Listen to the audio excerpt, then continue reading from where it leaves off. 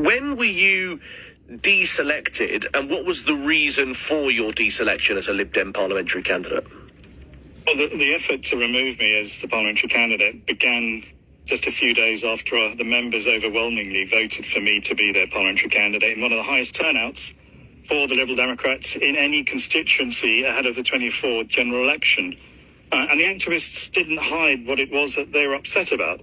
And it was that I hold Christian beliefs on non-whipped, that is to say, conscience issues. But the good news is that the Liberal Democrats, after a year of standing behind a defence which they claimed gave them justification for removing a candidate, they've now admitted to the court full responsibility for breaking the law. So I'm in court tomorrow at the beginning of the process of the settlement of damages and costs, and a judge, perhaps later this year, will make a decision as to what is to happen about that. Do the Liberal Democrats, as a party, or do modern British political parties have a blind spot when it comes to perhaps anti-Christian sentiment, in your view? Well, the evidence here is that they've admitted to it. Yeah. And we know that with the case of Tim Farron, when he stepped down as party leader a few years ago, he gave a speech in which he said that Christians are no longer seen as offensive. Christians are seen as dangerous. Now, in some sense, I actually think that's a tribute. I think it's right. I think I am, in many ways, dangerous to entrenched interests and a threat to the power of capital and a threat to the carbon interests and those that would defend deep inequality in our society. Yes, Christians are dangerous to all those things. But what is wrong is that once a parliamentary party members choose a candidate to stand for Parliament, that activists should be allowed to get away with undermining them and then blocking and then removing them as the PPC. So yes, our political system, particularly the Lib Dems, seem to have an issue. And that's why I welcome the call by Tim Farron for there to be a full independent investigation. And that call that he's made has been supported by Sir Simon Hughes, the former party federal president. Yeah, former, as you say, sort of well-respected justice minister in the coalition government as well. You mentioned that there were sort of non-whipped views that perhaps party members maybe wouldn't agree with you. I wasn't at the selection, but were you in some ways hiding some of your personal views on social issues? No, I wasn't hiding anything. You have a long campaign, and of course you have an interview before you're approved as a parliamentary candidate. So I visited every home. I visited and spoke at length to people who invited me in for a cup of tea, as you'd expect in a target seat. So there wasn't any question that people knew that I was a Christian. Well, you know, some people said, well, you didn't put that you were a Christian or stated your Christian beliefs on non-whipped issues on your selection literature. Well, I didn't tell party members that I supported Chelsea Football Club. I mean, there are lots of things that might cause people upset. Yeah. It just didn't seem to me to be relevant. I'm sorry for the background noise. That's all right. It sounds like South Western Railway are having a say in this. But when it comes to those non-whipped issues that you keep referring to, can we call a spade a spade? I mean, what are we talking about? So I was questioned about how I would vote on assisted suicide, and I said at the hustings that I didn't want to live in a society where old people feel that they've got to do themselves in. Now, the members voted for me, even knowing that I had those views. I also said that I would follow, once I'd won the contest, people asked me, would I follow my conscience as a Christian on other issues that might arise? And you can think of what they might be. They could be issues like amendments to the Abortion Act.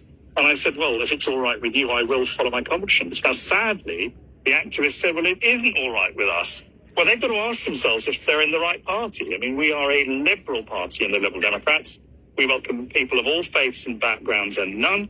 And once a parliamentary candidate is chosen, the activists need to do what they ought to do as liberals and get behind the views of the members. Now, it's not just me that's saying that the law was broken. The Liberal Democrats have admitted it. But I sent my papers to the Equality Advisory Support Service very early on, and they said, well, it seems to us you suffered harassment. They passed my dossier on to the Equality and Human Rights Commission, and they appointed a lawyer who rang my legal team and said that David's is the worst case of direct religious discrimination we've ever seen in a political party.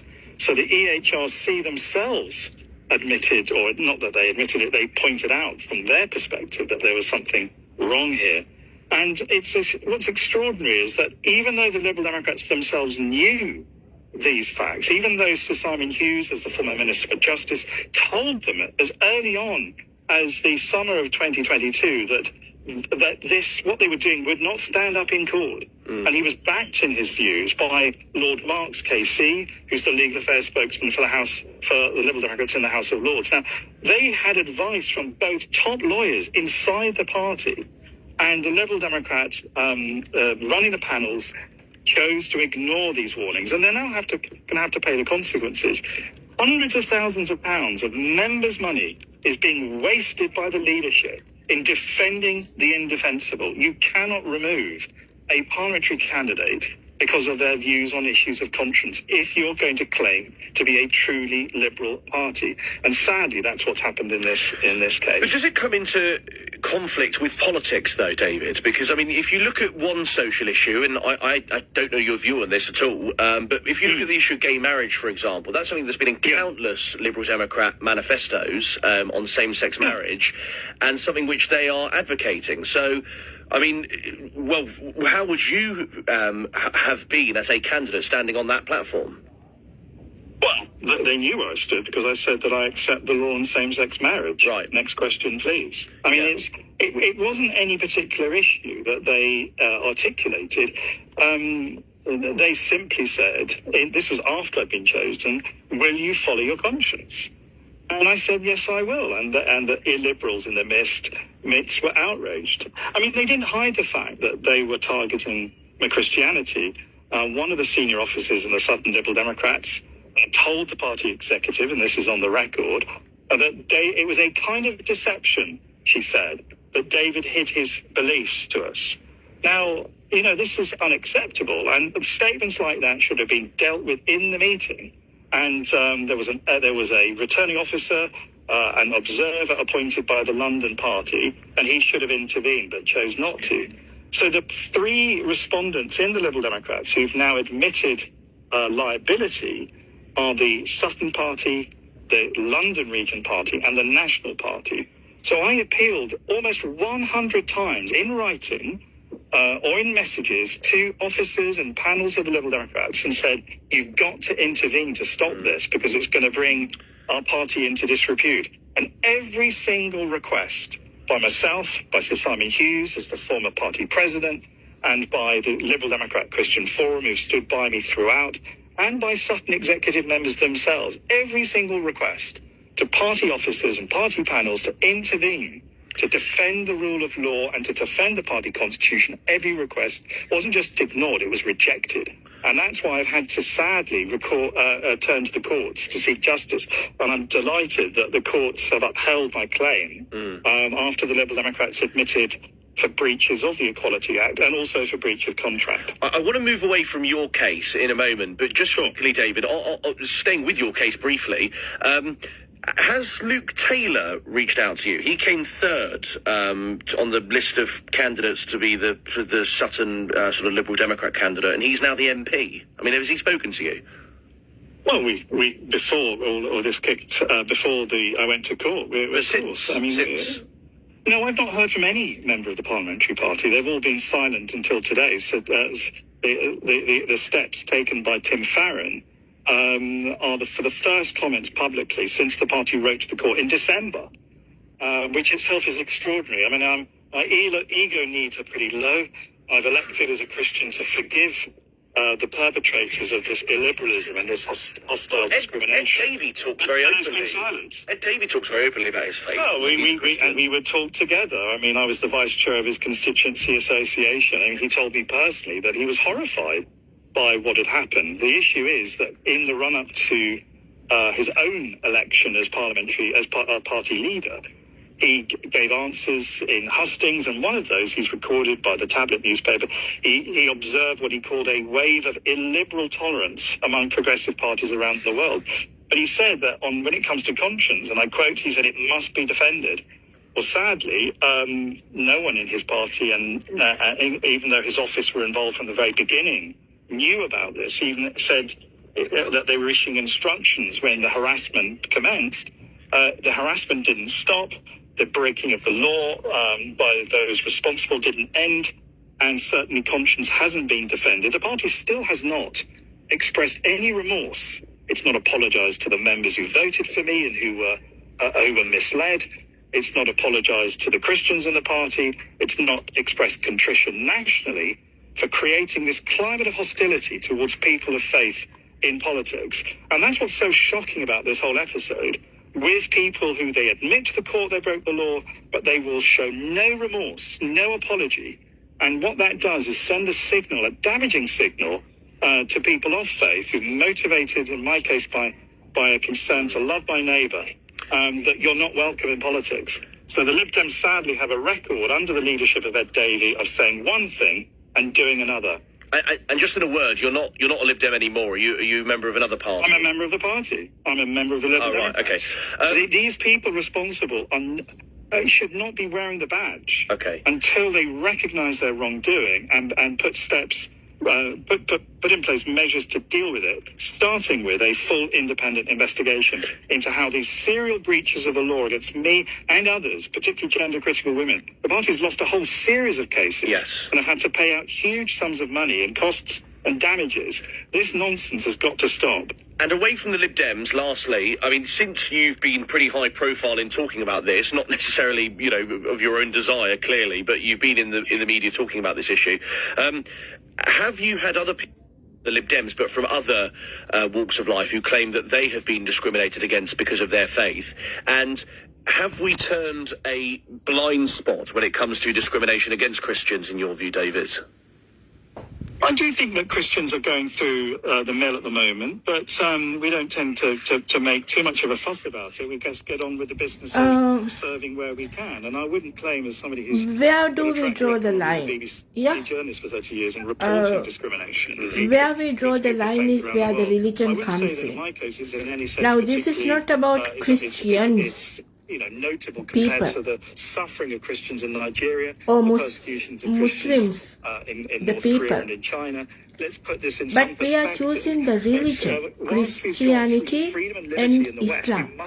For example, there's a difference between the people and the ground itself. Keep records. There's a national bullying helpline. Likewise, as a politician in England, you have to have a ground rule to draw the line. This is not about Christians and Muslims and Jewish. His website, as you heard then, he's a journalist. It's different. The Liberal Democrat this is about politics. Before that was very much not the case. As a country where to draw the line, the ground rule. Against him this is not about the people. Religious beliefs. Do you think you've been discriminated against as a Christian? Is it, in some ways, not that it should be, but has it become acceptable in modern Britain to discriminate against someone based on the fact that they are a Christian? 0345 6060 973. This is LBC. Noticed a change in your hearing? We'll get a hearing check from Specsavers. Oh, not sure where to start? Well, we're very flexible. Book one online, on the phone, on and your when lunch we are break, on talking Saturdays, about on the same love day if thy you're lucky. neighbor and Oh, forgiveness, you only missed the what odd does word. But what if the forgiveness odd words mean? you're missing are nice ones, How like do love we you, do it? or How we important go ones like duck. about Oh, too expensive, is it? All right, that we like you. is We'll a do it for spiritual nothing. For free hearing journey. checks. Should have gone to Specsavers. Savings which seekers, starts we're here. from the Seeking thought energy and savings. understanding Always keep your energy price what forgiveness under the price means. cap. With Next to Pledge, oneself. your energy prices You are will guaranteed find to out always stay below the there's price nothing cap. called Satisfy forgiveness those savings to the cravings. other. Check out our full range of Other tailored does energy not solutions at involve where the eonext.com/save. forgiveness comes in. eonext, we make So energy there's nothing savings to work. call forgive Next Pledge and is a love 12-month thy fixed contract neighbor. tariff with variable rates, No. so with an off-chance price cap for standard variable Forgiveness tariffs. Direct debit and required. love T's and C's apply. yourself, not thy fucking The neighbor. all-new, all-electric Toyota Love CHR yourself. Plus. On Sleek, that, stylish, you and will quietly find reliable. you Available become with love, 0% and APR whatever comes representative out with of you £1,500 deposit is out contribution of and love. save £1,500 Doesn't with the mean you electric have car to be grant. goody-goody Get all that the time, Toyota electric 24/7. feeling. Visit your nearest this Toyota Me Centre. being a mother, Price from I 34495 cannot be available on Toyota goody-goody PCP all the finance and time. Toyota Financial Services I from have to 30th of June discipline my 2026. Optional child. final payment indemnities I may be have required. See to website show to see my Giftgaff believe it's only fair you can get strength. ultra-fast, full I fibre have to learn broadband for to just say no. £5 a month. I have Great news to for Ireland, learn whose speedy to broadband can now instantly keep up with live put streaming paddle boundaries. and instantly play correct your serve tutorials and rapidly search how to fix my wall videos. Full fibre broadband for £5 a month for your first 6 months. Giftgaff. Order a